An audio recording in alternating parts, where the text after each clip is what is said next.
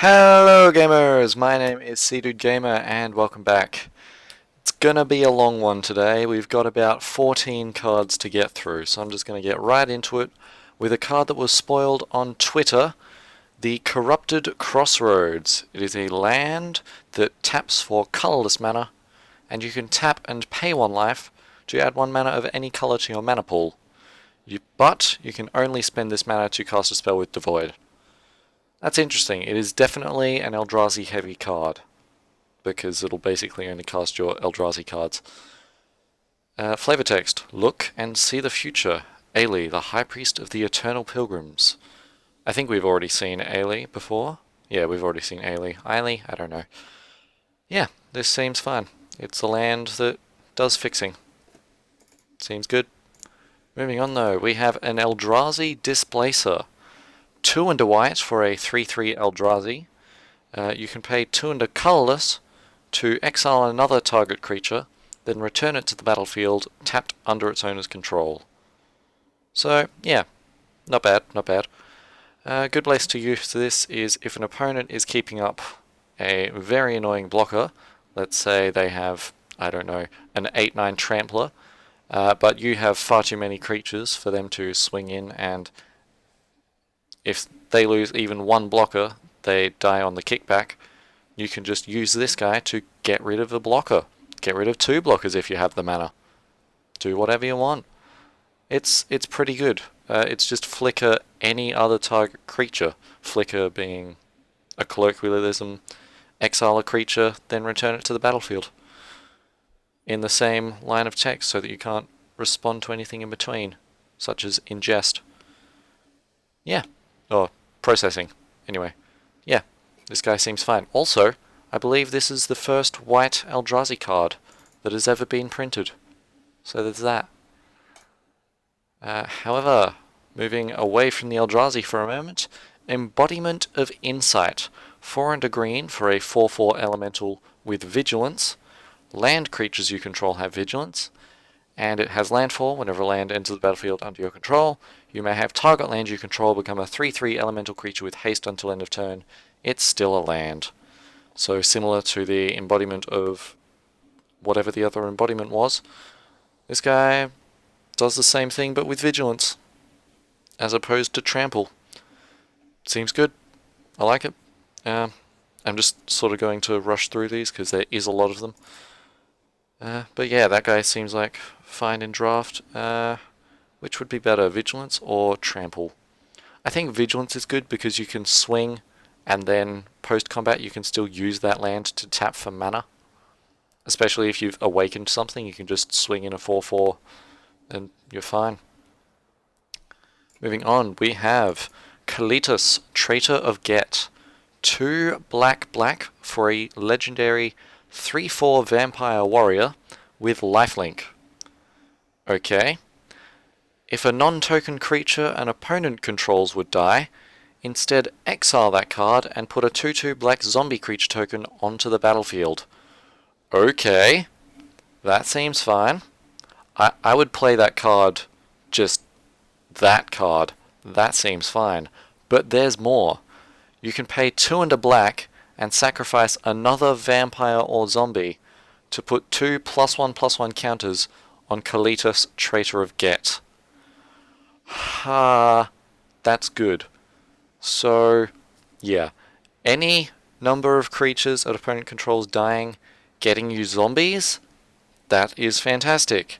Being able to use those zombies to pump up one of your guys with lifelink, holy crap. And the fun thing is that second ability, if a non-blower would die, exile it.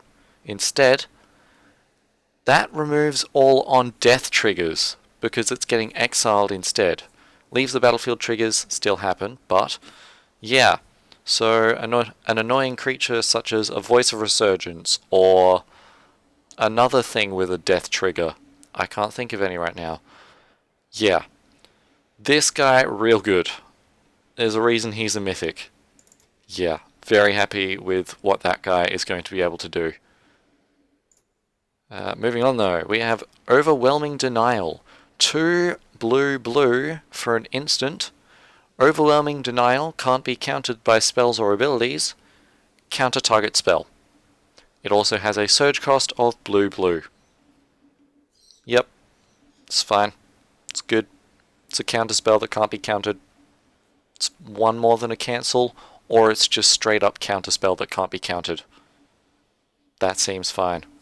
If you're in a blue deck and you've got a lot of cantrips, this is more for modern and constructed rather than limited. But yeah, if you've got a lot of cantrips, they cast a spell. Okay, I cantrip. Good. I found an Overwhelming Denial. I will counter your thing. This can't not be countered. Wait. Anyway, I said something wrong there. I'm not sure what. Moving on, we have a Sifter of Skulls, 3 and a black for a 4/3 Eldrazi. It has whenever another non-token creature you control dies, you get a Scion. This is fine. That's just fine. I'm okay with this, yeah. There's not really much more I have to say. There's a lot of things where non-token creatures dying, yeah. If you've got a sacrifice deck, this guy, not terrible. Not the best, but not terrible. He gets you more value for your creatures. If you've got something like a Blood Artist or a Zulaport Cutthroat, then this guy is fantastic. But yeah, it seems fine. But our last card from yesterday is the Worldbreaker. It is 6 and a green for a 5/7 with Devoid. When you cast it, exile target artifact, enchantment, or land. It also has Reach. And pay 2 and a colorless and sacrifice a land to return it from your graveyard to your hand. This guy blocks all day, every day, and gets rid of those pesky enchantments. Or if someone's got an Underworld Connections on a swamp, exile that land. 2 things at once. Everyone's happy except the other guy.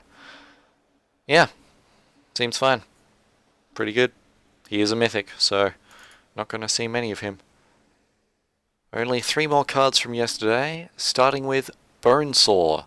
It is a 0-cost equipment. Equipped creature gets +1/+0. It equips for 1 colorless. Good thing to note, this is okay as an equipment. It's fine. It's +1/+0, not terrible.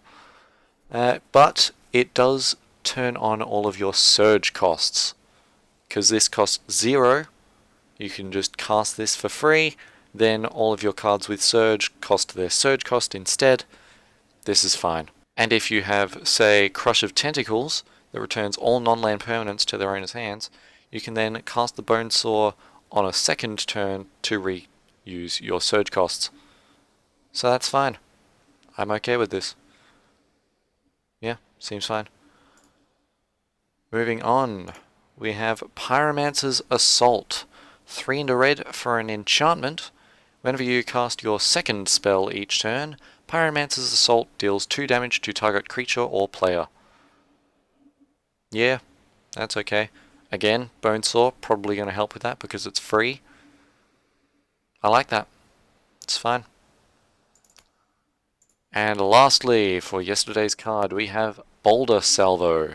4 and a red for a sorcery. Deals 4 damage to target creature with a surge cost of 1 and a red. Speaking of things that turn on surge, if you've cast a Bonesaw, you can then cast a Boulder Salvo. And if you already have the Pyromancer's Assault out, that's going to deal 6 damage for 2 mana. That's pretty good.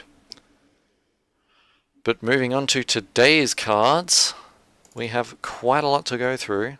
We've got 6 more cards for today, starting with the Hedron Alignment. It is 2 and a blue for a hexproof enchantment. At the beginning of your upkeep, you may reveal your hand. If you do, you win the game if you earn a card named Hedron Alignment in exile, in your hand, in your graveyard, and on the battlefield. That is a build around me card if ever I saw one. It also has 1 and a blue to scry 1. So if you don't even want to bother with doing all of that, getting things into graveyards and battlefields and exile somehow, then you can just have an enchantment that scries you 1 repeatedly for 2 mana. And that seems fine. Yeah, interesting. Interesting. Bit weird, but I like it. Moving on, we have a pair of cards that need to be shown off together. Bonds of Mortality and Fall of the Titans. So, those of you that like story will see on the art of these cards that this is pretty damn cool. Bonds of Mortality is 1 and a green for an enchantment. When it enters the battlefield, draw a card. You can pay 1 green mana to have creatures your opponents control lose hexproof and indestructible until end of turn. Ha! So that doesn't do anything in and of itself, but my god, that card is a thing that I like. Because I have been vexed multiple times by hexproof creatures, indestructible creatures. Having a way to deal with them repeatedly is really good. And the card replaces itself, and it only costs 2 mana. And it is flavor rich. And can you tell that I like this card? But we can't talk about this without its pair, so Fall of the Titans. XX red for an instant. Fall of the Titans deals X damage to each of up to 2 target creatures and or players. It also has a surge cost of X and red. So yeah, this is a lot. So the flavor with these two cards is Jace and Nissa on Bonds of Mortality have figured out the ley lines needed to trap Ulamog and Kozilek in reality. It says so in the flavor text. Jace discovered the leyline pattern needed to anchor Ulamog and Kozilek to reality, but it was Nissa who could trace it on her world. Really playing up this two-headed giant theme. And Fall of the Titans. As Gideon kept the brood lineages at bay, Chandra incinerated the bound Eldrazi Titans. So yeah, it takes all 4 of them working together, but it seems like our heroes may just be able to win this one, given the card is named Fall of the Titans, which would just leave Emrakul. But I don't think Ugin will be very happy with this. Not at all. And I'm not sure why, actually. Maybe there's a life is sacred thing going on there. I don't know. But yeah, the story on that is so cool. But now that we know for a fact that Chandra is here, I think it's time to talk about her. Chandra Flamecaller. 4 red for a 4 loyalty planeswalker. With a +1 to put 2 3/1 red elemental creature tokens with haste onto the battlefield. Exile them at the beginning of the next end step. So a +1 to deal 6 damage is nice. I don't know about you, but that seems pretty nice to me. There is also a 0. Discard all the cards in your hand, then draw that many cards +1. Yeah, get more cards. Even if you have 0 cards, that's a 0 to just straight up draw you a card. That's fine. I like that. But this ultimate, this ultimate is very fun. -X. Chandra Flamecaller deals X damage to each creature. Each. That is each. Do you know how powerful that is?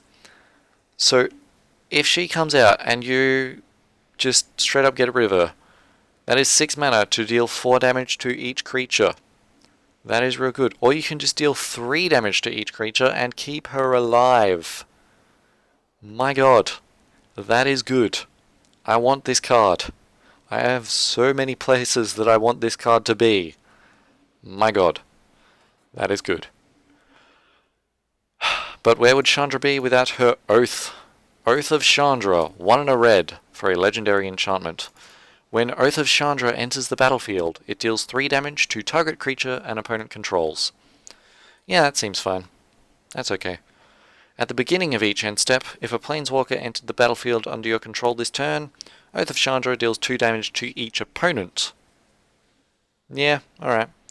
It's 2 mana to deal 3 damage to a creature, and if you manage to cast a planeswalker, it deals 2 damage to each opponent. Seems fine. But I like the flavor text, because it is pretty much in stark contrast to all of the other to all of the other oaths. If it means that people can live in freedom, yeah, I'll keep watch. Chandra, 0 fucks given. But we have one more card to show off today, and that is the Reality Smasher. 4 and a colorless for a 5/5 with trample and haste.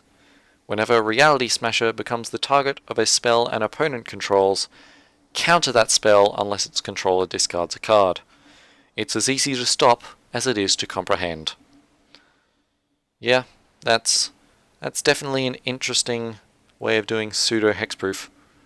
They actually have to 2-for-1 this unless they have a creature with an ability that can kill this.